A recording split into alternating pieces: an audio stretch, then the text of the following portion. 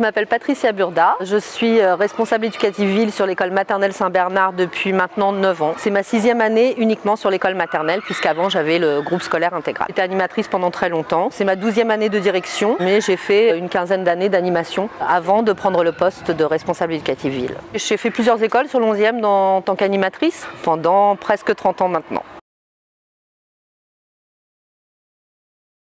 Alors en maternelle, on travaille énormément sur le vivre ensemble, déjà dès le départ. C'est très compliqué pour un enfant qui jusque-là était seul ou à 2 ou à 3 de se retrouver au milieu d'une communauté où tout le monde a les mêmes droits. Donc on travaille beaucoup sur le partage. L'enfant d'à côté a droit aux mêmes jouets, il a le droit à exactement la même chose. Donc nous on travaille beaucoup là-dessus avec les enseignants au début sur l'adaptation. Avant Covid, on faisait beaucoup de passerelles avec la crèche d'en face et les crèches environnantes pour habituer les enfants aux locaux, au personnel. On travaille aussi beaucoup sur la citoyenneté et le développement durable parce que je crois que ça fait partie des thèmes d'actualité. On travaille beaucoup sur le jardinage, sur le compost, sur le recyclage. On travaille avec notamment le pôle des enjeux éducatifs contemporains sur des projets de jardinage. On peut récupérer des plantes et on essaye aussi effectivement de travailler beaucoup sur la récupération de matériel plutôt que sur l'achat. Parce qu'on peut faire des choses très très belles, très intéressantes pour les enfants.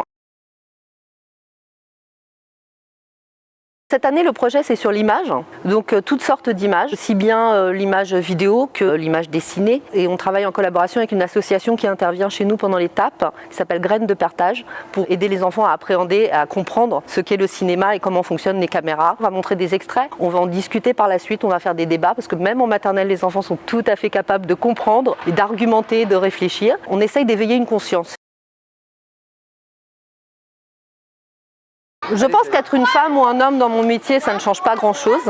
C'est vrai que dans les écoles, on a, notamment les écoles maternelles, on a quand même une grande majorité de personnel féminin, que ce soit dans l'animation et dans l'éducation nationale. Au XXIe siècle, ça nous semble compliqué que la femme ne soit pas totalement et partout l'égale de l'homme. Je pense qu'en France, on a de la chance d'être aussi dans un pays où on a les mêmes droits. Cela dit, moi j'ai une enfant de 7 ans. Ce que j'essaye de lui apprendre, c'est qu'elle a les mêmes droits et les mêmes possibilités qu'un homme. On n'est pas pareil, les hommes et les femmes, on n'a pas la même force physique, on a des différences. Moi, ce que je veux transmettre à mon enfant et également à ceux des autres, c'est que ça n'a pas d'importance. Et que j'espère que dans l'avenir, la société fera en sorte qu'il y aura moins de clivages, parce que ça existe dès le plus jeune âge. Nous, ce qu'on essaye de faire transmettre aux enfants, c'est qu'il n'y a pas de jeu de filles ou de garçons. C'est qu'un petit garçon, il a le droit de se déguiser en princesse s'il a envie et que ça ne diminue pas son côté garçon. Et de la même manière, une petite fille peut jouer au garage et sans que ça diminue ses qualités de fille. Les différences, effectivement, doivent être complémentaires et on peut s'apporter des choses les uns les autres. Mais vraiment, l'idée principale, c'est qu'on ait les mêmes droits, les mêmes chances et les mêmes possibilités d'avenir. Et qu'une petite fille, elle peut, dès qu'elle a 5 ans, se dire un jour, je serai présidente de la République. Et c'est ça qu'on essaie de transmettre aux enfants, en tout cas en maternelle. Moi, j'ai 3 personnes pour lesquelles j'ai une grande admiration et qui, pour moi, ont fait évoluer les lois sociétales en France. Il s'agit de Simone Veil, de Robert Badinter et de Christiane Taubira. Effectivement, l'abolition de la peine de mort, même si c'est un homme, est pour moi une avancée extraordinaire.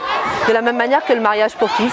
Les lois qui donnent des libertés que les gens n'avaient pas avant sont toujours très inspirantes. Simone Veil est certainement la personne que j'admire le plus pour tout son parcours et pour tout ce qu'elle a réussi à réaliser.